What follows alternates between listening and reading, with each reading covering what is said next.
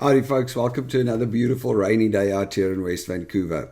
In today's video, we're going to talk about two of the most in-demand occupations in Canada at the moment. The first one is long-haul truck drivers. They estimate that by 2024 there would be a shortage of about 48,000 long-haul truck drivers in Canada. So what that means is if you are a long-haul truck driver internationally and you want to immigrate to Canada, now is a very good time to start the process, because they're actually even fast-tracking long-haul truck driver applications in some cases. There are a couple of things that you need to qualify. You must obviously have a license. You can't be older than 55 years. I saw a couple of applications or places that were looking for truck drivers. They do require that you are older than 30 years though, which is actually quite interesting. I mean, I would have thought they would like younger people, but I suppose they want a little bit more experience. So a lot of the applications are asking for 30 plus years old, but not older than 55. So this is an opportunity for us older guys to come in. Well, not older, I mean 40, 50s, 48s, 45s, things like that. You must have good English or French language skills, and if you have both, that's even better. You must be drug-free, and when I say drug-free, you must attest to not even smoke dope and things like that. They don't want that, so you've got to be drug-free. You have to have a clean police record for the last 5 years. You are allowed to have a couple of speeding offenses. It's probably better if you don't, but if you do, they will overlook that. Your driver's license must show an accident-free last 4 years, your international, your driver's license from the country that you are in. And then you've got a couple of other things. I mean, we're talking about big trucks, so long haul big truck drivers. That's what you need to do. You need to show some experience in it, and you must have the proper license. Now, how much does a long haul truck driver make? Currently, I believe it's about over $70,000 a year. So that's more than I make. Is it enough to live in Canada?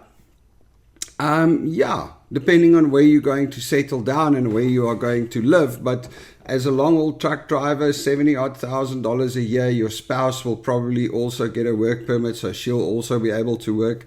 That's not a bad salary. I mean, you're not going to get rich, but it is a decent salary. The second occupation that's in high demand, and in very high demand at the moment over here, is nurses. It's been for a while, and it is going to be still for quite a while in very, very high demand. Nurses in all kind of fields, like internationally trained nurses, are in high demand. And if you are a registered nurse and you want to come to Canada, now is a great time once again to do the applications and to see and to do the research. Now, just to give you some ideas, I mean, currently there's a chronic shortage in the health services in Canada. Nurses, doctors, all kinds of people like that. And as nurses, look, you are going to step into working hard, but I'm pretty sure South African nurses are used to that, so it might be worth it.